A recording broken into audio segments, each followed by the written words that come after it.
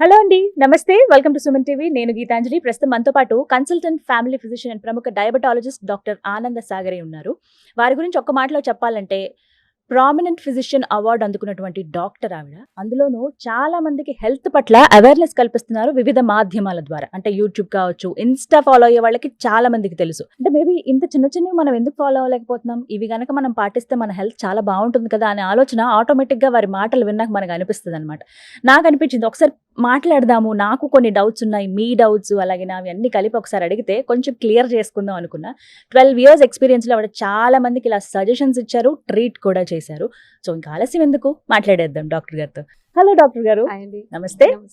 ఎలా ఉన్నారు? I am good, thank you. Good and beautiful ఎప్పుడు కదా. So are you? Thank you. కానీ మ్యామ్ చాలా డౌట్స్ అండి. ప్లీజ్. డయాబెటీస్ గురించి అసలు నేను ఇవాళ ఒక యుద్ధమే ప్రకటిద్దాం అనుకున్నాను. అంతే. ఇది వరకు రోజుల్లో డయాబెటీస్, బీపీ, షుగర్ ఈ రెండు వచ్చాయంటే వాళ్ళకు ఒక 60-70 ఏళ్ళు ఉండుంటాయి ఈజీగా. ఫలానా తాతయ్యకి ఇలా వచ్చిందంట, ఈ అమ్మమ్మకి ఇలా వచ్చిందంట, ఈ నానమ్మకి ఇలా వచ్చిందంట, అంతే.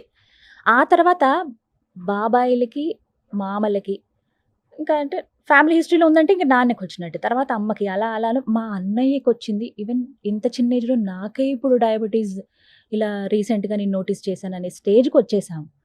అసలు ఏంటిది, ఒకప్పుడు ఎక్కడో పెద్ద ఏజ్ వాళ్ళకి వచ్చేది, ఇప్పుడు ఇంత యంగ్ ఏజ్ వాళ్ళలో ఎందుకు చూస్తున్నాం అసలు? అది ఒక్క మాటలో చెప్పాలంటే మన పెద్దవాళ్ళందరూ అన్ని రకాల ఫుడ్స్ తినేవారు, కానీ వాళ్ళు చాలా ఎక్కువ కష్టపడేవారు. ఒక చోటు నుంచి ఒక చోటుకి వెళ్ళాలన్నా, ఫర్ ఎగ్జాంపుల్ ఆ ఇడ్లీ తినాలన్నా పిండి బాగా రుబ్బేవాళ్ళు. సో కాయా కష్టం ఎక్కువ చేసేవాళ్ళు. ఇప్పుడు మనకి టెక్నాలజీ వచ్చింది, విచ్ ఇస్ అ బ్లెస్సింగ్, మనకు అది అవసరం కూడా. కానీ షార్ట్ కట్స్ ఎక్కువ ఉన్నాయి. కూర్చున్న చోటే వర్క్ ఫ్రమ్ హోమ్ అని, కనీసం ఆఫీస్కి వెళ్ళే ఆ చిన్న శ్రమ కూడా లేకుండా, బస్ స్టాప్కి నడిచే కానీ లేకుండా మనం ఇంట్లోనే ల్యాప్టాప్లో we can work from home అనే వాళ్ళు కాదు. I include even my profession as a doctor or engineer or lawyer, ఎవరైనా సరే కూర్చొని మనం పనిచేస్తున్నాం చాలాసేపు ప్రిడామినెంట్లీ. దీంతో పాటు మనం మార్చుకోకుండా ఉన్నది మన పెద్దవాళ్ళు తిన్న ఫుడ్సే మనం ఇంకా తింటున్నాం. సో సెడెంటరీ లైఫ్ స్టైల్తో పాటు ఆ కార్బోహైడ్రేట్ రిచ్ డైట్ తీసుకుంటూ వ్యాయామం అనేది చేసుకోకుండా ఉండడం వల్ల ఆ ఏజ్ గ్యాప్ ఏదైతే 60-70 ఏళ్లలో వచ్చే డయాబెటీస్ ఉండిందో అది చిన్న చిన్నగా దాటుకుంటూ 20 ఏళ్ళకి 25 ఏళ్ళకి కూడా వచ్చేసింది మనకి. సో మెయిన్ రీజన్ ఫుడ్ అంటారు మీరు. Food and no exercise. Okay. So common గా ఒక హెల్దీ లైఫ్ స్టైల్ ఉండాలంటే అసలు ఏం చేయాలి చెప్పండి? నాకు అసలు డయాబెటీసే రావద్దు, నా నుంచి నా ఫ్యామిలీకి ఇంకా అసలు స్ప్రెడ్ అవ్వద్దు అని అనుకోవాలని ఒక వ్యక్తి అనుకుంటే ఏం చేయాలి? అసలు తన లైఫ్ స్టైల్ ఎలా ఉండాలి? సింపుల్ థింగ్, మరీ క్యాల్కులేట్ చేసుకొని లెక్క పెట్టుకొని తినక్కర్లేదు. కానీ మనకి కావాల్సిన పోషకాహారాలు ఒక ప్లేట్ ఆఫ్ ఫుడ్ లో మనకు ఉండాల్సింది carbohydrates, protein, fats, vitamins and minerals. Fat అంటే మనకి పెరుగు, పాల ద్వారా, మన కుకింగ్ ఆయిల్ ద్వారా మనకి అది వచ్చేస్తుంది, దాని గురించి మనం టెన్షన్ పడక్కర్లేదు. వైటమిన్స్ అండ్ మినరల్స్ అంటే మనం తినే కాయగూరలు, పళ్ళ ద్వారా మనకు వస్తుంది, అది మనం ఇండియన్ డైట్ లో బాగానే పాటిస్తాం. ఎటొచ్చి తేడా వచ్చేది మనం కార్బోహైడ్రేట్. అంటే ఈ కార్బోహైడ్రేట్ దానికే ఇంకొక ముద్దు పేరు షుగర్. ఇది మనం తినే ప్రిడామినెంట్ డైట్ అంటే మన రైస్ గానీ, రోటీ గానీ, మన సౌత్ ఇండియన్ టిఫిన్స్, వీటన్నిటిలో కార్బోహైడ్రేట్ ఉంటుంది. అది తీసుకోవడం తప్పనట్లేదు, కానీ అన్నిటికంటే ఇంపార్టెంట్ అయిన ప్రోటీన్ మన డైట్ లో ఉండదు. ఈ ప్రోటీన్ అనేది వెజిటేరియన్ ప్రోటీన్ ఉంటుంది, నాన్ వెజిటేరియన్ ప్రోటీన్ ఉంటుంది. నాన్ వెజిటేరియన్ ప్రోటీన్ అంటే చికెన్, ఫిష్, ఎగ్ వైట్స్ లాంటివి. వెజిటేరియన్ ప్రోటీన్ అంటే పన్నీర్ గానీ, సోయా గానీ, తోఫు అంటాం, సోయా మిల్క్ తో చేసేది. ఇవి కూడా ఇష్టం లేని వాళ్ళు బొబ్బర్లు, శనగలు, నల్ల బఠానీలు, తర్వాత నల్ల శనగలు, రాజ్మా, చోలే, వీటి ద్వారా కూడా మనకి ప్రిడామినెంట్ గా ప్రోటీన్, ఇవన్నీ కూడా ప్రోటీన్ అందించేవే. కానీ ఇవన్నీ మనం తింటాం, ఇది ఎవరికైనా చెప్పినా సరే మేము తింటాం ఆల్రెడీ అంటారు. బట్ గమనించాల్సింది ఏంటంటే ఈ ప్రోటీన్ మనము సండే చికెన్ గానో, ఎప్పుడైనా ఒకసారి చోలే గానో టిఫిన్స్ లో గానీ తింటాం తప్పితే ఎవ్రీ డే ఎవ్రీ మీల్ లో మన ప్రోటీన్ ఉండాలి. అది మనం ఎవరైనా తినట్లేదు. We are only taking carbs, vitamins and minerals and fats and leaving protein. ఇప్పుడు శనగలు, కాబోలి శనగలు కావచ్చు, కలచన, ఇవన్నీ ఏంటంటే రోజు తీసుకుంటామా గ్యాస్ ఫామ్ అవుతుంది కదా అనే వాళ్ళు కూడా ఉన్నారు. మరి వారికి ఇచ్చే సమాధానం? అంటే మనకి కొన్ని శనగల ద్వారా కానీ, కొన్ని జాతుల ద్వారా కానీ మనకు అంత గ్యాస్ ఫార్మేషన్ ఉండదు. ఫర్ ఎగ్జాంపుల్ మనం కందిపప్పు, పెసరపప్పు కూడా ప్రోటీనే, బట్ దాంట్లో కార్బోహైడ్రేట్ కూడా స్లో కార్బ్స్ అంటాం ఉండనే ఉంటుంది. సో కందిపప్పు అందరికీ అరుగుతుంది, పెసరపప్పు మళ్ళీ గ్యాస్ చేస్తుంది, బ్లోటింగ్ అని చెప్తారు. సో అది ఏదైనా వెజిటబుల్ తో కుక్ చేసినప్పుడు ఫైబర్ కూడా దానికి యాడ్ అయినప్పుడు మనకు అంత గ్యాస్ట్రిక్ ట్రబుల్ ఉండదు. రోజు తీసుకోవచ్చా అండి ఇప్పుడు మీరు చెప్పిన ప్రోటీన్ సోర్సెస్ ఏవైతే ఉన్నాయో? We have to take. Okay. సాధారణంగా ఒక మనిషి అంటే ఒక సుమారుగా ఒక పెద్దవాళ్ళు గానీ, యంగ్‌స్టర్స్ గానీ 60-70 కిలో వెయిట్ గ్రామ్స్ ఉన్నవాళ్ళు minimum 50-60 grams of protein per day తినాలి. అంటే రోజుకి 50-60 గ్రాముల ప్రోటీన్ మనం తీసుకోవాలి. ఏ రూపంలో తీసుకోవాలి? ఇప్పుడు మీరు చెప్పినవి ఉడకబెట్టి తీసుకోవాలా? నానబెట్టి అలాగా తినేయొచ్చా? మీరన్నారే గ్యాస్ ట్రబుల్ అని, Yeah. అది నానపెట్టి సాతాళించి మొలకలొచ్చిన గింజలు తింటే చాలా మంచిది. కానీ అది అందరికీ అరగదు. అలాంటప్పుడు దాన్ని ముందే ఓవర్ నైట్ సోక్ చేసి నెక్స్ట్ డే దానికి చిటికెడు ఉప్పేసి బాయిల్ చేసిన తర్వాత తింటే ఆ పైనుండే ఆ లెక్టిన్ కోట్స్ అనేది తగ్గిపోయి మనకి ఇండైజెషన్ అవ్వకుండా, బ్లోటింగ్ అవ్వకుండా ఉంటుంది. డాక్టర్ గారు ఒక పని చేస్తాం మేము ఏంటంటే, అలా జస్ట్ వేసి సాల్ట్ వేసి ఉడకబెట్టి తినేసే కన్నా అందులో కొంచెం ఉల్లిపాయలు, చక్కగా ఆయిల్ వేసి, కొన్ని పోపు దినుసులు వేసి, జీలకర్ర, కరివేపాకు, ఎండుమిర్చి ఇవన్నీ వేసి తాలింపు పెట్టుకొని తింటాం. అసలు అలా తినొచ్చా? తినొచ్చు. అంటే తినాల్సిన హెల్దీ ఫుడ్ ని you make your own recipe and do it. అంతే, వై నాట్? కాకపోతే కొంచెం ఆయిల్ తక్కువ.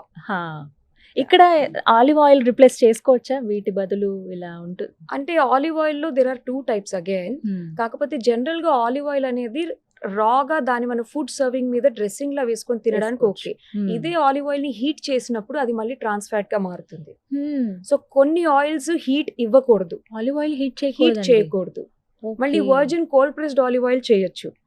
సో అంటే మనం దీంట్లో డెప్త్ కి వెళ్లే కొద్దీ నార్మల్ జనాలకి అసలు ఆయిల్ లోనే ఇంత కాన్సెప్ట్ ఉందని కన్ఫ్యూజ్ అవుతారు. కానీ ఆలివ్ ఆయిల్ వాడే కన్నా కూడా నార్మల్ ఆయిల్ ఇలా యూస్ చేయొచ్చా మ్యామ్? 1-2 స్పూన్స్ కి పర్వాలేదా? తీసుకోవచ్చండి. సింపుల్ ఫండా ఒకటి గుర్తుపెట్టుకోవాల్సింది ఏంటంటే, ఏ ఆయిల్ అయినా తన పని ఏంటి? ఫుడ్ ఫ్రై చేయడం. So as long as oil food frying కి యూస్ చేస్తున్నాము అంటే అది ఎక్కువగా మనం తీసుకోకూడదు. నేను అందరికీ చెప్పేది ఒకటే సింపుల్ గా, per person 1/2 litre of oil per month ఖర్చు అవ్వాలంతే. మన ఇంట్లో ఒకవేళ 4 ఉన్నారనుకోండి ఒక ఫ్యామిలీ, 2 లీటర్స్ అండి. 2 litres of oil for the entire months cooking. 5 litres can 2-3 అవుతాయి మేడం. సో ఏ రేంజ్ లో తింటున్నాము లెక్క లేకుండా ఆయిల్ తీసుకొని పాపం వాళ్ళు కష్టపడి మళ్ళీ పొద్దున వాకింగ్కి వెళ్ళి వస్తాను, నేను అసలు స్వీట్స్ ఏ ముట్టుకోను, అయినా నేను వెయిట్ లాస్ అవ్వట్లేదు అంటారు. ఈ చిన్న చిన్న విషయాలు జాగ్రత్త పడితే సగం బరువు అక్కడే తగ్గచ్చు. సో ఈ విధంగా ఫాలో అవ్వాలి. అంటే ఇప్పుడు ఫర్ ఎగ్జాంపుల్ ఒక ప్లేట్, ఒక ఫుల్ మీల్ లేదా ఒక ప్లేట్ ఎలా ఉండాలండి? తినే భోజన పదార్థాలు అసలు ఏమేమి ఉండాలి ఒక ప్లేట్ లో? పర్ఫెక్ట్ ప్లేట్ అని అంటే నేను ముందు లంచ్ తో చెప్తాను. మనం మధ్యాహ్నం వి ఆల్ ఆర్ భోజన ప్రియులు కాబట్టి మనందరం లంచ్ ని కొంచెం ఎక్కువ ఎంజాయ్ చేస్తాము. So if you're taking a plate of food, ఒక కంచంలో మనకు కావాల్సినంత ఫుడ్ పోర్షన్, కంచం నింపము, మధ్యలో కొంచెం భాగం సర్కిల్ లా మనం అనుకుంటే, మనం ఇంత భోజనం తింటున్నాము అంటే అందులో కరెక్ట్ గా సకానికి సగం మనం ప్రోటీన్ తినాలి. అది పప్పు, మన అందరం పప్పు తింటాం, పాలకూర పప్పునో ఏదో ఒక కాయగూర పప్పు, దాంతో పాటు నానపెట్టి సాతాలించుకునే గింజలు గానీ, లేదా ఎగ్ వైట్స్ గానీ, ఫ్రై చేసుకునే ఎగ్ వైట్స్, ఉడకబెట్టుకున్న బాయిల్డ్ ఎగ్స్ కానీ, చికెన్ గానీ, ఫిష్ గానీ, లేదా వెజిటేరియన్స్ అయితే పన్నీర్ గానీ తీసుకోవచ్చు. దీంతో పాటు కాయగూరలు ఉండాలి మనకి, ఇంకొక 1/4 పోర్షన్. ఇంకా మిగిలిన హాఫ్ లో 1/4 షుడ్ బి వెజిటబుల్స్. అది రా ఫామ్ లో క్యారెట్, కీరా, క్యాప్సికమ్, ఆనియన్ అలా సలాడ్ లా తినొచ్చు, లేదా మనం తక్కువ ఆయిల్ తో కుక్ చేసుకున్న కూరలు అయినా తినొచ్చు. లైక్ సొరకాయ, బీరకాయ, ఆనపకాయ, మనం ఇంట్లో వండుకునే కూర ఏదైనా. ఇంకా మిగిలిన పావు పోర్షన్ లో maximum portion will be carbohydrate, అంటే షుగర్స్. మన రైస్ గానీ, చపాతీ గానీ, రోటీ గానీ, జొన్న రొట్టి గానీ, లేదా గోధుమ అన్నం అంటారు, బ్రౌన్ రైస్, ఇవి ఏవైనా తీసుకోవచ్చు. ఆ మిగిలిన లిటిల్ పోర్షన్ ఏదైతే ఉందో అది ఫ్యాట్. అది మన ఇండియన్ డైట్ లో మనం పెరుగు, మజ్జిగ రూపంలో తీసుకుంటాం. ఓకే. సో రైస్, పప్పు, vegetable curry, protein which is majorly missing అని చెప్పాను చూసారా, ఇలా ఏదన్నా తీసుకుంటూ మనం దానికి మజ్జిగ, పెరుగు యాడ్ చేసుకుంటే it's good. It is a complete meal. ఇదే ఒకవేళ రాత్రిపూట తింటున్నప్పుడు ఇన్ జనరల్ గా కూడా ఎవరికైనా సరే మన నైట్ డైజెషన్ అనేది కొంచెం స్లో ఉంటుంది. సిస్టమ్ అనేది అప్పుడు సెట్ అవుతూ ఉంటుంది, స్లో డౌన్ అవుతాం. ఆల్సో మనం నైట్ భోజనం తిన్న తర్వాత అలసిపోయి ఉంటాం కాబట్టి will just SIT down, TV చూడడం కానీ, ఫోన్ చూడడం కానీ, కూర్చొని ఉంటాం. ఎక్కువ కదలిక అనేది ఉండదు. సో క్యాలరీ బర్నింగ్ అని మనం ఎక్కువ ఖర్చు పెట్టాం. సో పెద్దవాళ్ళు కూడా చెప్పేది ఏంటంటే, లంచ్ కంటే మన భోజనం కొంచెం తక్కువ ఉండాలి. ఇదే పోర్షన్ మన నైట్ కూడా తిన్నామంటే మళ్ళీ will gain weight or more calories. కొంచెం ఆ అన్నం పోర్షన్ కానీ, ఆ ప్రోటీన్ పోర్షన్ కానీ తగ్గించుకొని లంచ్ లో తీసుకునే పోర్షన్ కంటే 3/4 తీసుకోవాలి డిన్నర్ కి. ఓకే. సో ఇది ఒక పర్ఫెక్ట్ మీల్ తీసుకోవాలి. సో ఇప్పుడు ఫుడ్ గురించే మాట్లాడుకుంటే గనక, ప్రోటీన్ విషయం అనేది చాలా మందికి ఒక క్వశ్చన్ మార్క్ అండి. ఎలా తీసుకోవాలి ఏంటి? ఇప్పుడు వెజ్ లవర్స్ కంటే మీరు ఇందాక చెప్పిన వాటిల్లో ఓకే, అండ్ నాన్ వెజ్ అనగానే చికెన్ అనేది ఫస్ట్ అందరికి గుర్తొస్తుంది. సో ఇవి ఎంత మోతాదులో అనేది వెయిట్ బట్టే ఉంటుంది అని కొంతమంది అంటారు. అలా వెయిట్ బట్టి కూడా తీసుకోవాలండి? ఉదాహరణకు 90 కేజీలు ఉన్న వ్యక్తి 90 గ్రాములు తీసుకోవాలా? యాక్చువల్లీ 90 గ్రాములు. కానీ మన ఇండియన్ డైట్ ప్రకారంగా ఎవ్రీడే అంత ప్రోటీన్ మనం రిసోర్స్ చేసుకోవడం కుదరదు కాబట్టి అదమ పక్షాన అంటారు. కనీసం on an average 60-70 grams protein మనం తీసుకోవాలి per day. తీసుకోవాలి. అంటే ఇప్పుడు బాగా ప్రోటీన్ పౌడర్స్ ఇప్పుడు కాదు ఎప్పటి నుంచో ఉన్నవి ఇవి. అవును, సో నేను నా ఫుడ్‌లో అంత దొరకదేమో. నేను రోజు పొద్దున్నే పాలల్లోనో, ఒక జ్యూస్‌లోనో ఒక స్పూన్ ప్రోటీన్ పౌడర్ వేసేసుకుంటాను. దానివల్ల ఏమన్నా ప్రాబ్లమ్ అవుతుందా? అది నేను అసలు కన్జ్యూమ్ చేయొచ్చా? చేయకూడదా? అని అడుగుతారు. It's a very debatable question మీరు అడిగింది. బట్ నా అవగాహన ప్రకారం నాకు తెలిసినంత చెప్తాను. But there is more to learn. Okay, ఒకటేంటంటే there are some category of people. పప్పు అనేది మన ఇండియన్ హౌస్ హోల్డ్‌లో ఎవ్రీడే తింటాం. అది Yeah, ఏ రోజు పూటైనా ఉండేదే. డెఫినెట్లీ ఉంటుంది. ఆ పప్పుతో పాటు ఒకవేళ నాన్ వెజిటేరియన్స్ అయితే కంపల్సరీ ఎగ్ గానీ, చికెన్ గానీ ఎవ్రీడే ఉంటుంది. ఇలా వాళ్ళు భోజనంలో ఆల్రెడీ ప్రోటీన్ తీసుకుంటున్నప్పుడు మళ్ళీ స్పెషల్‌గా ప్రోటీన్ పౌడర్స్ అనేది తీసుకోవడం వల్ల how much is too much అనేది వాళ్ళు తెలుసుకోలేకపోతారు. మనకి ప్రోటీన్ డైజెషన్ అంతా అయ్యేది కిడ్నీస్‌లోని. సో మనం ఆ బర్డెన్ ఎక్కువ ఇస్తే కిడ్నీస్ అంత తీసుకోలేక కిడ్నీ ఫెయిల్యూర్ అవ్వడం, క్రియాటిన్ అని కొన్ని వాల్యూస్ పెరుగుతాయి. మనకి యూరినేషన్ ఫార్మింగ్ అనేది కొంచెం డిఫెక్ట్ అవుతుంది. Kidney Okay. స్టోన్స్ ఫార్మేషన్ ఉంటుంది. సో ఏది మితిమీరి చేయకూడదు. So the best thing is ఈ ప్రోటీన్ పౌడర్ తీసుకుంటే బెనిఫిటా కాదా అన్నది పక్కన పెడితే మనకి ప్లేట్లో న్యాచురల్గా దొరుకుతున్న ప్రోటీన్ మనకి ఏమేమి తీసుకోవాలో అవగాహన ఉన్నప్పుడు బయటకు మనం తీసుకోక్కర్లేదు. ఓకే. సో బ్రేక్‌ఫాస్ట్ గురించి మాట్లాడదాం ఒకసారి. చాలా మందికి ఏంటంటే బ్రేక్‌ఫాస్ట్ అనగానే ఫస్ట్ ఒక టీ లేదా ఒక కాఫీ ఒక పెద్ద గ్లాస్ తాగేస్తాము. తర్వాత చక్కగా ఇడ్లీలు, దోసలు. ఇప్పుడు కొంచెం అవగాహన పెరిగిందండి. ఓట్స్ ఇలాంటివి తీసుకున్నారు. లేకపోతే మిల్లెట్స్ లాంటివి ఈ ఉప్మా ఇలాంటివి ట్రై చేస్తున్నారు. ఓట్స్ ఉప్మా లేకపోతే అందులో కూడా మిల్లెట్స్ దోసలు గానీ ఇవి చేస్తున్నారు. పర్ఫెక్ట్ బ్రేక్‌ఫాస్ట్ అంటే ఏంటసలు? ఏవి తీసుకోవాలి? To be very frank there is no perfect breakfast. ఎందుకంటే వీఆర్ స్టార్టింగ్ అవర్ డే కాబట్టి మనకి ఇష్టమైన ఫుడ్తో స్టార్ట్ చేయాలనేది నేను ఒకటి నమ్ముతాను బాగా. Just because something is healthy మనకి ఇష్టం లేని ఫుడ్తో స్టార్ట్ చేయలేం. కానీ హ్యావింగ్ సెడ్ దట్ మన ప్రిడామినెంట్ బ్రేక్ఫాస్ట్ అన్ని కార్బోహైడ్రేట్ రిచ్. తప్పు కాదు, కార్బోహైడ్రేట్ మంచిదే. కానీ కార్బోహైడ్రేట్లో మెయిన్ జరిగేది ఏంటంటే ఎంత తెల్లగా మన ఫుడ్ ఐటమ్ ఉంటే, ఎంత బాగా అది పిండి పట్టి సన్న పౌడర్తో చేసింది అయితే లైక్ రైస్ పౌడర్తో చేసిన మన దోశలు కానీ, ఇడ్లీలు కానీ, ఉప్మా కానీ మీరు వినే ఉంటారు. ఇడ్లీ తింటే నాకు బాగా అరిగిపోతుంది అంటారు. మళ్ళీ తొందరగా ఆకలేస్తుంది. Yes, exactly. అంటే మన గ్లైసీమిక్ ఇండెక్స్ ఒక్కసారిగా పైకి పెరిగి టప్పుని పడిపోతుంది. Then you are hungry again. So తెలిసి తెలియకుండా మళ్ళీ ఆ హంగర్ని కంటైన్ చేసుకోవడం, ఒక షుగర్తో 2 బిస్కెట్లు టీ తీసుకోవాలనిపిస్తుంది. లేకపోతే ఏదైనా ఒక స్వీట్ ఉన్న ఒక చాక్లెట్ తినాలనిపిస్తుంది. లేదా కొంచెం షుగర్ ఎక్కువ వేసుకొని ఒక చిక్కటి కాఫీ తాగాలనిపిస్తుంది. అలా కాకుండా మనం ప్రోటీన్ యాడ్ చేస్తే కనుక మన బ్రేక్ఫాస్ట్లో, I always tell Indian diet తీసుకుంటున్నా సపోజ్ 4 ఇడ్లీ తినే అలవాటు ఉన్న వాళ్ళు 2 ఇడ్లీ తీస్తూ ఒక 2 ఎగ్ వైట్స్ కూడా యాడ్ చేసుకుంటే it is a combination is good. మీకు నచ్చిన ఇడ్లీ తింటున్నారు, ప్రోటీన్ కూడా ఇస్తున్నారు. ప్రోటీన్ వల్ల ఉపయోగం ఏంటంటే త్వరగా కడుపు నిండిపోతుంది. You feel full for longer time. And protein అనేది మన దినచర్య కూడా చాలా ఇంపార్టెంట్.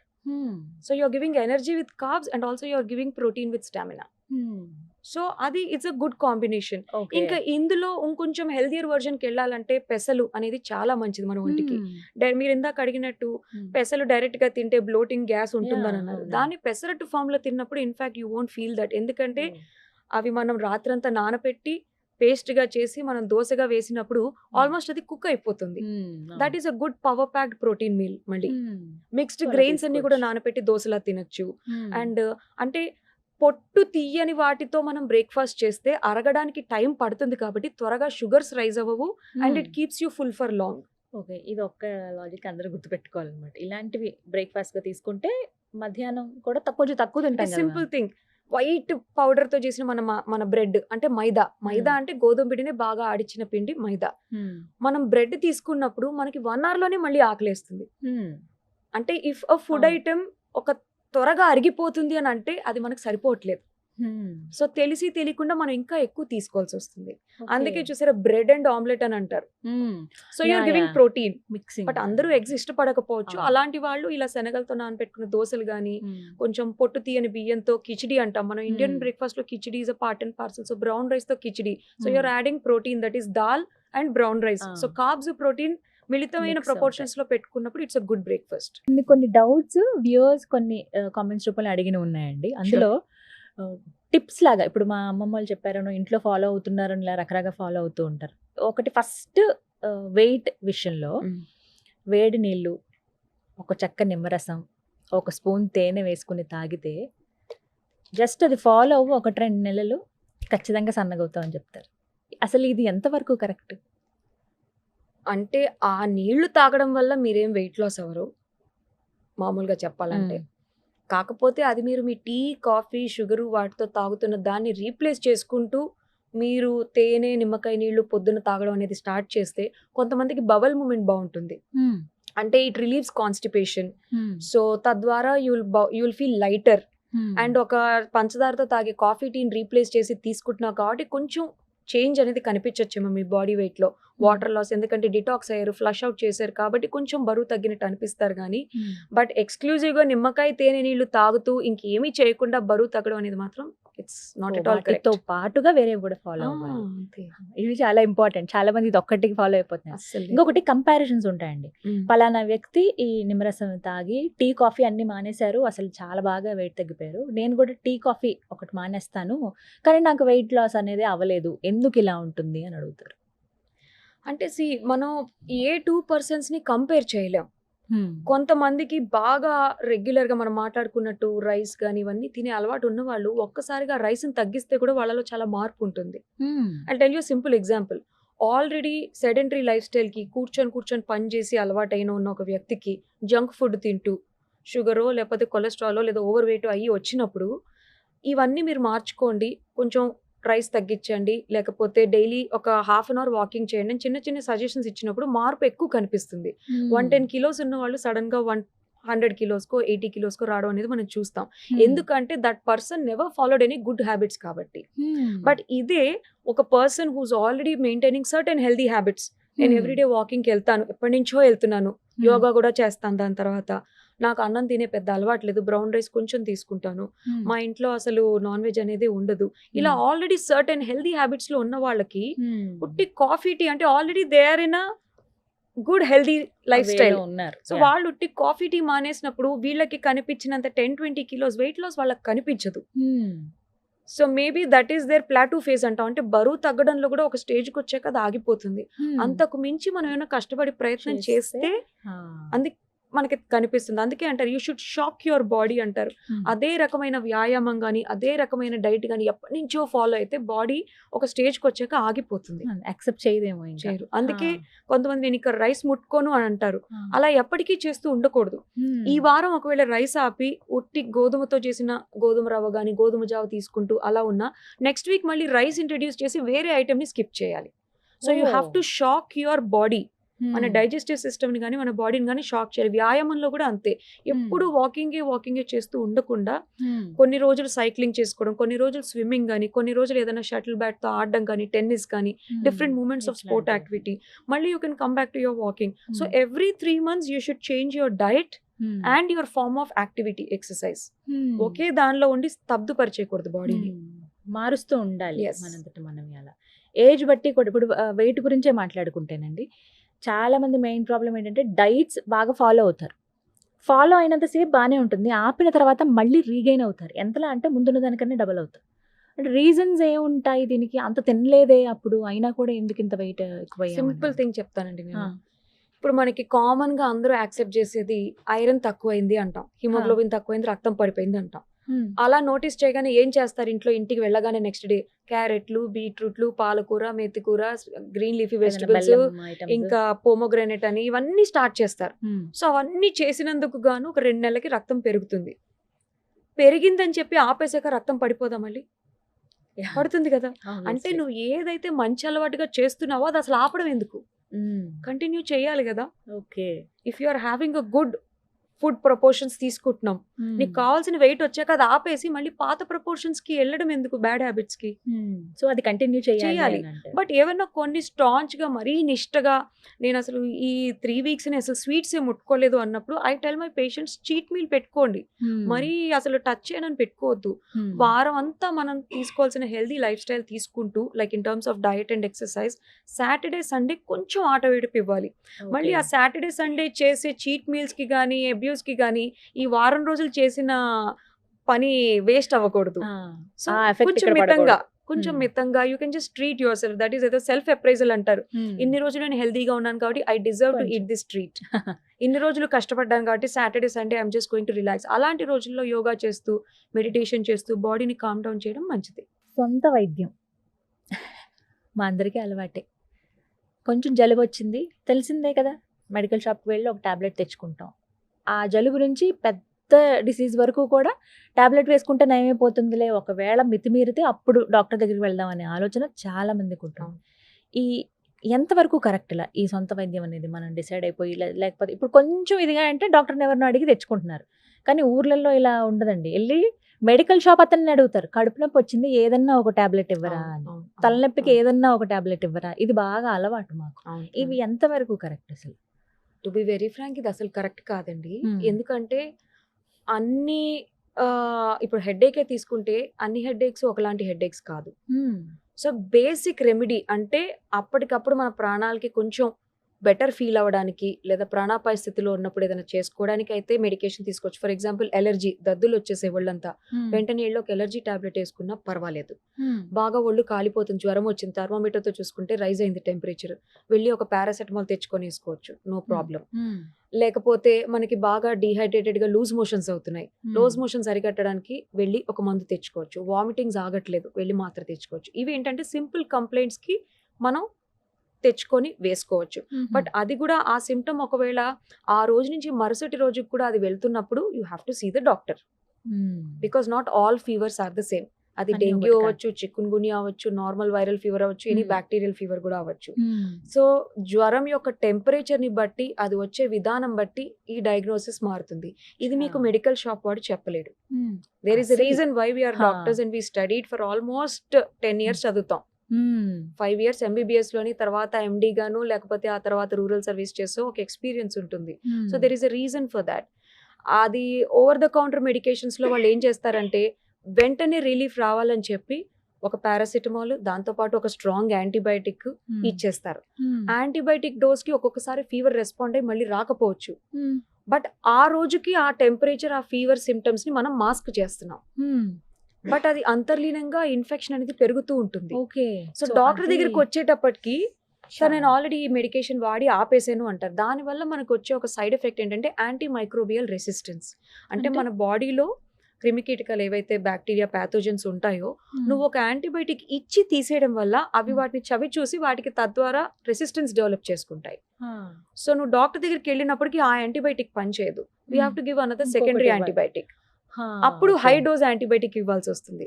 ఇలా రిపిటేటివ్ గా మనం బాడీని డిఫరెంట్ యాంటీబయాటిక్స్ కి ఎక్స్పోజ్ చేసి అబ్యూస్ చేయడం ద్వారా మల్టీ యాంటీమైక్రోబియల్ రెసిస్టెన్స్ అని కూడా వచ్చేసింది అందరికి. సో అంటే ఒకప్పుడు మనకి ఎజిథ్రోమైసిన్ వినే ఉంటారు, అది ఇవ్వడం అంటేనే చాలా గ్రేట్ అన్నమాట. దాన్ని కూడా దాటిపోయి పెన్సిలిన్ స్టేజ్ వరకు వచ్చింది దీనివల్ల. అంటే ఫీవర్స్ అన్ని ఒకటేనా అండి అని అడుగుతూ ఉంటారు. ఇప్పుడు నార్మల్ ఫీవర్, డెంగ్యూ ఫీవర్ కి ఈ వైరల్ ఫీవర్స్ కి డిఫరెన్స్ ఏంటి అనేది చెప్పాలంటే వాటి మార్పులు ఒక ఫస్ట్ 3 days అయితే గానీ మనకు అర్థం కావు. అంటే డెంగ్యూ జ్వరానికి ముఖ్యంగా మోస్ట్ కామన్లీ చాలా హై గ్రేడ్ ఫీవర్స్ వస్తాయి. స్టార్టింగ్ ఒక 102, 103 ఫీవర్ తో డెవలప్ అవుతారు. అదొక 5-6 days దాకా వాళ్ళకి ఆ టెంపరేచర్స్ ఉంటాయి. అదే చిక్కున్ గున్యా అయితే మొదలవడమే వాళ్ళకి బాగా మోకాళ్ళు, భుజాలు అన్ని జాయింట్స్ అన్ని నొప్పితో స్టార్ట్ అయ్యి చలి జ్వరం వస్తుంది. అదే నార్మల్ మైల్డ్ వైరల్ ఫీవర్ అంటే ఒక లో డోస్ టెంపరేచర్ అంటే ఒక 199 లో ఫ్లక్చుయేట్ అవుతూ ఒక వారం రోజుల దాకా ఉంటుంది. అంటే టెంపరేచర్ మరి బలహీన పరిచే అంత ఎక్కువ ఉండదు, అలానే రొటీన్ వర్క్స్ వెళ్ళే అంత తక్కువ ఉండదు. సో ఇదేంటంటే ఫస్ట్ 2-3 days అందుకే పేషెంట్స్కి చెప్పేది ఏంటంటే టెంపరేచర్ వచ్చినప్పుడు టాబ్లెట్ వేసుకోవడం, తడిగుడ్డతో తడుపుకోవడము, ఎలక్ట్రాల్ వాటర్ బాగా తీసుకోవడము, ద్రవ పదార్థాలు ఎక్కువ తీసుకోవడం చేయాలి. 2వ రోజుకి 3వ రోజు కూడా టెంపరేచర్ తగ్గనప్పుడు they have to come to the doctor. మీరు ఓవర్ ద కౌంటర్ మెడికేషన్స్ అంటే నాకు గుర్తొచ్చింది. ఐ హ్యావ్ రీసెంట్ పేషెంట్, ఒకళ్ళు అంటే I can't say the name, but పాపం అత్యుత్సాహంతో తొందరగా జ్వరం అణిచేయాలి, తగ్గించేయాలి, దాన్ని నార్మల్ చేయాలనే తపనతో పారాసెటమాల్ వేసుకున్నారు, తగ్గట్లేదు టెంపరేచర్. అంటే టెంపరేచర్ తగ్గడం కొంచెం వ్యవధి ఇవ్వాలి. గంటలో టెంపరేచర్ తగ్గలేదని నైస్ అని ఒక టాబ్లెట్ వేసుకున్నారు, ఆస్పిరిన్ వేసుకున్నారు. డైక్లోఫినాక్ సోడియం అనేది ఒక కాంపోనెంట్, అది గుడ్ పెయిన్ కిల్లర్. కానీ ఇలా వైరల్ జ్వరంలో దాన్ని వేసుకోవడం వల్ల అది ప్లేట్లెట్స్ మీద ప్రభావితం చూపించి ప్లేట్లెట్స్ డౌన్ అయ్యి బ్లీడింగ్ మోషన్ తో వచ్చి అడ్మిట్ అయ్యారు. బ్లీడింగ్ మోషన్ తో వచ్చి అడ్మిట్ అయినప్పుడు ఫస్ట్ అనుమానం ఏంటంటే పైల్స్ కానీ హెమరాయిడ్స్ కానీ ఉందేమో అని అనుమానిస్తాం. బట్ ఎక్స్పీరియన్స్ డాక్టర్స్ అందరం ఉంటాం కాబట్టి జ్వరం తను చెప్పినప్పుడు బాగా గుచ్చి అడిగితే చెప్పిన విషయం ఏంటంటే, నేను ఇలా 3 రకరకాల పెయిన్ కిల్లర్స్ తీసుకున్నాను టెంపరేచర్ నార్మల్ చేయడానికి. Because I have a meeting in the office tomorrow మా హెచ్ఆర్తో, so I have to be there on the work అని చెప్పారు. బట్ దానివల్ల పాపం మా అబ్బాయి is admitted now with very low platelet count, bleeding tendencies కూడా చూసాం. ఇప్పుడు ప్లేట్లెట్లు ఎక్కిస్తున్నాం. అంటే చేతులారా చేసుకున్నది అది. సో పెయిన్ కిల్లర్స్ అనేది అసలు డెంగ్యూ జ్వరంలో వాడకూడదు. చాలా మంది చాలా అలవోకగా వేసేసుకుంటూ ఉంటారు. ఏం కాదు రిలీవ్ అంటే ఆ కొంచెం కీళ్ళ నొప్పులు అవి కూడా ఉంటాయి ఈ కాబట్టి తప్పు ఎక్కడ జరుగుతుంది అంటే, వాళ్ళు సొంతంగా ఇంట్లో ఉండగా ఇలా సొంత వైద్యంతో పెయిన్ కిల్లర్స్ ఎక్కువ వేసేసుకొని జ్వరాన్ని అణిచివేయాలనుకోవడం, లేదా ఫార్మసిస్ట్ దగ్గరికి వెళ్ళి నాకు హై గ్రేడ్ ఫీవర్ వచ్చింది తక్కువ తగ్గేటట్టు మాత్రం ఇవ్వు అంటే వాళ్ళు ఇవ్వడం. సో ఇచ్చేవాడు ఇవన్నీ క్వశ్చన్స్ అడగరు, అసలు అడగడం మన తప్పు. వాళ్ళు పెయిన్ కిల్లర్స్ ఇవ్వడం ద్వారా వేసుకోవడం ద్వారా ఈ బ్లీడింగ్ టెండెన్సీస్ చూస్తాం. అందుకని ఎప్పుడు over the counter medications beyond ఒక రీజనబుల్ డౌట్ ఉన్నప్పుడు తీసుకోకూడదు. ఆల్రెడీ డౌట్ తో ఉన్నప్పుడు తీసుకుంటే అది ఇంకా ఎక్కువ అవుతుంది తప్ప తగ్గే ఛాన్సెస్ అయితే ఉండవు. ఇవి చాలా మందికి తెలుసు కానీ అంటే ఆ టైంకి వేసేసుకుందాం రిలాక్స్ అవుతాం కదా అని ఆ మూమెంట్ కి దాన్ని సర్దుపరిచేయాలి కాబట్టి అదే ఉండదు. డాక్టర్ దగ్గరికి వెళ్ళాలి అని అంటే ఏదో పెద్ద డిజీజ్ వస్తేనే కదా మనం వెళ్తాం, ఈ చిన్న చిన్న వాటికి కూడా వెళ్తామా అనే భావన చాలా మందిలో ఇప్పటికీ ఉండిపోయిందండి. మరి అది ఎలా చెప్పాలంటే ఒకప్పటికంటే ఇప్పుడు డాక్టర్స్ రీచబిలిటీ గానీ అవైలబిలిటీ గానీ ఆన్లైన్ కన్సల్టేషన్స్ అనే ఒక మాధ్యమం ద్వారా గానీ వాట్సాప్స్ ద్వారా మీకు మీ డాక్టర్ తో పరిచయం ఉంటే వాట్సాప్ కూడా చేస్తారు, ఫోన్స్ చేస్తారు, మెసేజెస్ చేస్తారు, మెయిల్స్ పెడతారు. Like even if I travel I'm always available to my patients via mail. Signal ఉన్నా లేకపోయినా నా వల్ల చేతనైంది నేను రెస్పాండ్ ఇస్తాను, నా వల్ల చేత కాంది నేను క్లియర్ గా చెప్తాను, నేను ఇది ఇక్కడ నుంచి ట్రీట్ చేయలేకపోతున్నాను, వేరే డాక్టర్ ని కన్సల్ట్ అవ్వండి అని చెప్పి. సో అంత వాళ్ళకి అన్అవైలబుల్ గా డాక్టర్స్ అయితే లేరు. దానికోసమే కదా ఒక డాక్టర్ ఒక డ్యూటీ అయిపోయి వెళ్ళిపోయినా ఎమర్జెన్సీ యూనిట్స్ అనేది ప్రతి హాస్పిటల్ పెట్టేది. అందుకు 24/7 there is always a doctor to see you. Only thing మనం వెళ్ళి వాళ్ళని వినియోగించుకోవాలి అంతే. ఇప్పుడు మీరు అంటుంటే అనిపిస్తుంది, నార్మల్గా ఎప్పుడు చూస్తుంటాం కదండి డాక్టర్స్ని అందరినీ, అసలు వీళ్ళ లైఫ్ ఎలా ఉంటుంది, ఇంతే హడావిడా రోజు పేషెంట్లను చూస్తూ, అసలు ఫ్యామిలీ టైం అంటూ ఉంటుందా, ఒక డాక్టర్ లైఫ్ ఎలా ఉంటుందని అడగాలనిపిస్తుంది. మీ లైఫ్ ఎలా ఉంటుంది అసలు? అంటే ఇప్పుడు నేను చెప్పిన ఈ మాధ్యమాల ద్వారా కాబట్టి పేషెంట్స్ వాళ్ళు మాకు డైరెక్ట్ గా కనిపించకపోయినా సైకలాజికల్ గా అయితే నా చుట్టూ ఎప్పుడు పేషెంట్స్ ఉన్నట్టే ఉంటుంది. ఎందుకంటే I'm always responding on phone, mails and morning అంతా పేషెంట్స్ చూస్తూ. ఒక typical doctors life I'm sure everybody is the same. చాలా ఎర్లీగా స్టార్ట్ అవుతుంది డాక్టర్స్ లైఫ్, చాలా ఎర్లీగా. అది పేషెంట్ ఫోన్స్ తో గానీ, పేషెంట్ షుగర్స్ ఇన్ఫార్మ్ చేయడానికి సిస్టర్ కాల్స్ తో గానీ it starts off. So you're already mind లో క్యాల్కులేట్ చేస్తే ట్రీట్మెంట్ అనేది మొదలైపోయింది. So once we spend time with our family or kids school and all that chores చేసుకున్నాక I think from 9:30 onwards our work starts off. 9:30 to 5:30 we are in the hospital taking care of patients, inpatients, admit అయిన వాళ్ళని కానీ ఓపీలో కానీ చూసుకుంటూ అన్ని. ఇంకా evening practice ఉన్న వాళ్ళకైతే ఐ థింక్ మళ్ళీ 6 to 9 they are with the patients again. ఈ మిగిలిన టైంలో they try to take care of the family. But correct time management చేసుకొని స్ట్రిక్ట్ గా సండే నో వర్కింగ్ అని పెట్టుకొని ఫ్యామిలీకి కూడా ప్రయారిటీ పెట్టుకుంటే I think you can balance చేయొచ్చు. ఎందుకంటే ఆ గ్యాప్ లేకపోతే we cannot give quality care on your Monday. Correct, అందరం మనుషులమే కదండి, లాస్ట్ ఖచ్చితంగా ఉండాలి. కానీ డాక్టర్లకి ప్రత్యేక స్థానం ఉంది, దైవంగా భావిస్తాం. దేవుడు తర్వాత ప్రాణం పోసేది ఆయనే అని ఫీల్ అవుతాం, ఆవిడే అన్నట్టుగా ఫీల్ అవుతాం ఎవరైనా. బట్ కొన్ని ఇష్యూస్ మామూలు మనుషులుగా మాకే చాలా బాధ అనిపిస్తాయి. ఒక డాక్టర్గా మీ రెస్పాన్స్ తెలుసుకోవాలనుకున్నాను. రీసెంట్గా జరిగిన ఇష్యూ కోల్కతా ఆర్జికర్ హాస్పిటల్, చాలా మనసుని కలిచివేసింది ఆ సంఘటన. కానీ అంటే డ్యూటీలో ఉన్న డాక్టర్ మీద ఇలా జరిగితే అసలు ఏంటి పరిస్థితి అనేది ఒక క్వశ్చన్ మార్క్ అలా ఉండిపోయింది. అది విన్నప్పుడు ఏమనిపించింది యాజ్ అ డాక్టర్? నా మైండ్లో స్ట్రైక్ అయిన క్వశ్చన్ ఏంటంటే, ఐ ఆల్వేస్ బీన్ టెలింగ్, ఒక డాక్టర్ కష్టపడి ఒక ర్యాంక్ సాధించి ఒక మెడికల్ కాలేజ్లో సీట్ పొందడానికే ఎంతో సాక్రిఫైస్ చేస్తాం. మంచి టీనేజ్లో అందరూ సినిమాలు చూస్తూ ఫ్రెండ్స్తో ఎంజాయ్ చేసే టైంలో మేము మాత్రం బుక్స్ వేసుకొని రాత్రింబగళ్ళు చదువుకుంటూ ఒక ర్యాంక్ సాధించి అమ్మయ్య కెరియర్ సెటిల్ అయింది అనుకోవడానికి లేదు. అది just it's an entry to a big life long study career. So EAMCET అని అప్పట్లో మా అప్పుడు ఉండేది. అందులో ర్యాంక్ వస్తే మెడికల్ కౌన్సిలింగ్ ద్వారా ఒక కాలేజ్లో చేరుతాం. నేను గాంధీ మెడికల్ కాలేజ్లో చదువుకున్నాను. 5 ఏళ్ల చదువు తర్వాత నెక్స్ట్ ఏం స్పెషాలిటీ చేయాలి, ఆ స్పెషాలిటీ ఎగ్జామ్ కంటే పీజీ ఎంట్రన్స్ కి మళ్ళీ ఇంతే కష్టపడి చదవడం. మళ్ళీ అది 3 ఏళ్ళు చదివిన తర్వాత మా డిగ్రీ మాకు ఇవ్వలేదు. స్పెషల్ రూరల్ సర్వీస్ అని పెట్టి మళ్ళీ we had to work in the government hospital which was good experience కోసం. సో అంటే సుమారు ఒక 10 ఏళ్ళు మేము చదువుకుంటున్నాం, leaving family, our youth any entertainment అన్ని సాక్రిఫైస్ చేసి రాత్రింబగళ్ళు నిద్ర కానీ ఆహారాలు కానీ వదిలేసుకొని జస్ట్ గోల్ ర్యాంక్ సాధించాలి, కాలేజ్లోకి వెళ్ళాలి, చదవాలి అనే గోల్తో ఉన్నాం. So already we have sacrificed enough. ఈ ఇన్సిడెంట్ విన్నాక అనిపించింది మానం కూడా సాక్రిఫైస్ చేయాలా, మానం మర్యాదలు కూడా కోల్పోయి మనం ఒక డాక్టర్ వృత్తిలోకి వెళ్ళాలా అనే క్వశ్చన్ వచ్చి this is definitely discouraging to the next generation. So అంటే ఇంత కష్టపడి చదువుకున్న తర్వాత దెబ్బలు తినడానికో మానం మర్యాద కోల్పోవడానికో అయితే ఇక్కడ వరకు రాలేదు. అది చాలా బాధ కలిగించింది. I was really upset for 2-3 days. Of course దానికి సపోర్టివ్గా Indian medical association taken a decision. We could not practice. చెప్పాలంటే మేము పేషెంట్స్ని చూడలేదు అనడం కంటే చూడలేకపోయాము అని చెప్తాను. సో కానీ బాధ అనిపించింది చాలా. అంటే మేమందరం ఫీల్ అవ్వడం వేరు, మీకు అనిపించేది కూడా వేరుగా ఉంటుంది. మేబీ ఇప్పుడు ఉండుంటే తను మేబీ నెక్స్ట్ తను మంచి పొజిషన్లో ఉండేదేమో. Definitely such a bright career. And parents కి కూడా ఎంతో కలత ఉంటుంది కదా వాళ్ళ కళ్ళ ముందు. I'm sure they did see all the struggles. మీరు ఈ 12 years లో ఏమైనా ప్రాబ్లం ఫేస్ చేశారండి? ఎందుకు నిజంగా అలా మీరు చదువుకునేటప్పుడు ఎస్, ఎందుకంటే నేను గాంధీ మెడికల్ కాలేజ్ లోని గాంధీ హాస్పిటల్ డ్యూటీస్ చేసేవాళ్ళము. ఎమర్జెన్సీ డ్యూటీ, క్యాజువాలిటీ డ్యూటీస్ అని ఉండేవి మాకు. క్యాజువాలిటీ డ్యూటీస్ నైట్ వచ్చాయి అంటే అది ప్రాణాంతకం, ఇంకా అది ఎవరు ఎస్కేప్ అవడానికి లేదు. కాకపోతే అప్పట్లో ఇంత సెక్షువల్ వైలెన్సెస్, క్రైమ్స్, పర్వర్జన్స్ లేవు కాబట్టి ఇలాంటి భయాలు లేవు వాస్తవానికి. మహా అంటే భయం ఉందంటే ఆ పేషెంట్ వచ్చి కొడతారేమో, యాక్సిడెంట్ అయిన పేషెంట్ రిలేటివ్స్ మాబ్ అటాక్ అంటాం, అలాంటివి జరుగుతాయేమో అని భయం ఉండేది. బట్ భయం ఉన్నా అలానే డ్యూటీలు చేసాము. ఒక మాట ఫ్రాంక్ గా చెప్తారా, వైద్యం బాగా ఖరీదైపోయింది అనేది? వైద్యం అంటే మీరు ఒకవేళ హాస్పిటల్స్ ద్వారా అంటే మనకి ఇన్సూరెన్సెస్ ద్వారా కానీ రకరకాల ఖర్చులన్నీ అయితే పెరిగిపోయాయండి డెఫినెట్లీ. బట్ ఒక సాధారణ మనిషి వచ్చి మనకి ఓపీలో కన్సల్టేషన్ తీసుకొని చాలా మటుకు జబ్బులు మనం అలానే నయం చేస్తాము. సో అలా అయితే అది ఏం ఖరీదు కాలేదు. ఎందుకంటే కోవిడ్ టైంలోని మాస్కులు కూడా ఎక్కువ డబుల్-ట్రిపుల్ రేట్స్కి అమ్మారు, శానిటైజర్స్ కూడా వేలల్లో అమ్మారు. మారనిది ఒక్క డాక్టర్ ఫీజు మాత్రమే మారలేదు. సో అక్కడే అర్థం చేసుకోవాలి, మేము ఖరీదు కాలేదు, సిచ్యువేషన్స్ ఖరీదు అయిపోయాయి. నేను విన్నది ఇది చాలా సార్లు డిస్కషన్ కూడా జరిగింది ఫ్రెండ్స్ మధ్యలో ఉన్నప్పుడు, ఇలా కాలేజెస్ గురించి వచ్చినప్పుడు. మెడికల్ కాలేజ్లో విపరీతమైన ర్యాగింగ్ ఉంటుంది, కొత్త వాళ్ళు వచ్చారంటే సీనియర్లు ఇంకా ఒక ఆట ఆడుకుంటారు వాళ్ళని అని అంటారు. నిజమా అండి? అంటే నా ఎక్స్పీరియన్స్ నుంచి చెప్తాను, నా ఎక్స్పీరియన్స్ని నేను నమ్ముతాను. నేను గాంధీ మెడికల్ కాలేజ్లో వెళ్ళినప్పుడు నా పర్సనల్ ఎక్స్పీరియన్స్ అయితే ర్యాగింగ్ అని నేను అనను కానీ ప్రతి సీనియర్తో ఇంటరాక్ట్ అయ్యాను.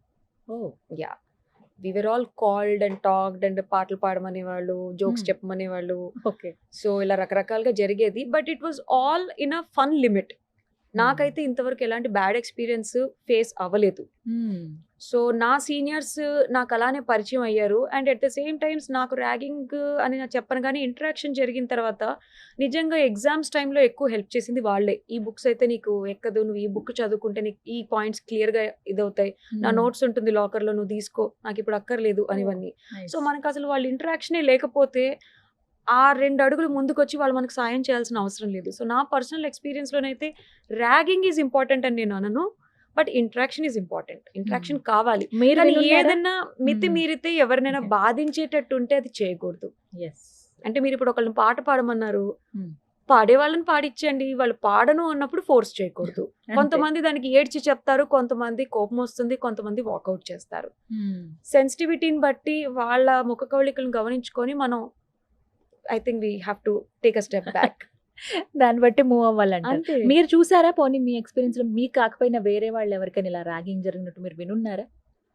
మా కాలేజ్ లైఫ్ లోనైతే, అంటే నాకు చాలా ఎక్స్టెన్సివ్ కాలేజ్ లైఫ్ అండి గాంధీలోని, లేదా అటు ఉస్మానియాలో కానీ మేము ఇంటర్ కాలేజ్ ఫెస్టివల్స్ కానీ కూడా వెళ్ళే వాళ్ళము. అలా ర్యాగింగ్ కి బలయ్యి లేదా చాలా అప్సెట్ అయిన వాళ్ళని అయితే నేను ఎవరిని చూడలేదు. ఆ తర్వాత మరి బాగా ఎక్కువైందేమో తెలియదు కానీ, ఎందుకంటే మా టైం అప్పుడు కూడా యాంటీ ర్యాగింగ్ లాస్ అని చాలా పోస్టర్స్ అవి కూడా ఉండేవి. సో చెప్పాలంటే ఒక పెద్ద ఆడిటోరియం హాల్లో, నాకు ఇప్పటికీ బాగా గుర్తు, సీనియర్స్ అందరూ ఆడిటోరియం మీద ఉండేవారు, డయస్ పైన, మేమందరం డయస్ కింద ఉండేవాళ్ళం. So one comfort zone they gave us was, ఇక్కడికి వచ్చి పాడండి అని అంటాం కంటే నీ ప్లేస్ లో నించొని నీ ఫ్రెండ్స్ తో పాటు నువ్వు ఒక పాట పాడు, లేదా నిన్ను నువ్వు ఇంట్రడ్యూస్ చేసుకో అని అలా చెప్పేవారు. So I think that gave us a little comfort Yeah. Zone, friends తో కదా. పాటే ఉన్నాం కదా ఇలా చేయొచ్చు అని చెప్పి. బట్ తర్వాత నేను కొన్ని సంఘటనలు విన్నాను కానీ బట్ మా వరకు అయితే జరగలేదు.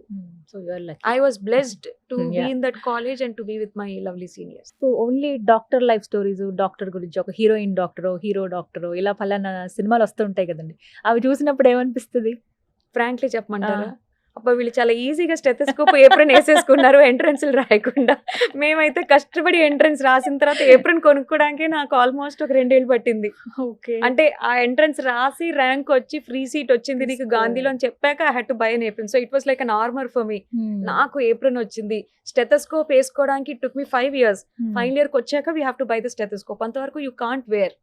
సో అంతవరకు సీనియర్స్ కానీ మా ప్రొఫెసర్స్ వేసుకుంటే చూసి అడ్మైర్ చేయడమే. నాకు ఆ రోజు ఎప్పుడు వస్తుందో అని. సో సినిమాలో చాలా క్యాజువల్ గా హీరోయిన్ కి ఏప్రిన్ ఒకటి వేసి స్టెత్ వేసే కానీ వీళ్ళు ఎంత ఫాస్ట్ గా డాక్టర్స్ అయిపోయారు అనిపిస్తుంది.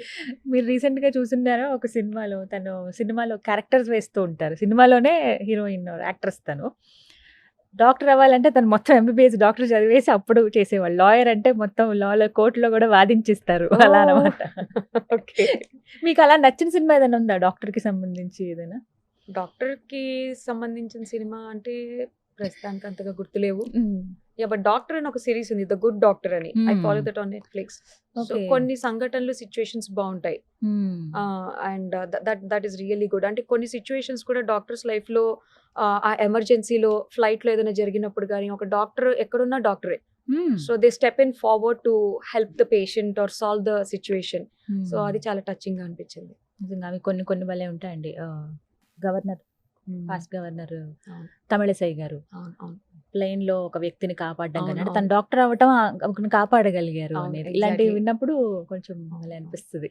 Thank you so much doctor గారు, చాలా విషయాలు మాట్లాడారు. బట్ ఇంకా చాలా ఉన్నాయి. డయాబెటీస్ గురించి డీప్ గా వెళ్దాము, బట్ కొంతమంది కొన్ని క్వైరీస్ అడుగుతారు, దాన్ని బట్టి తీసుకుంటాను.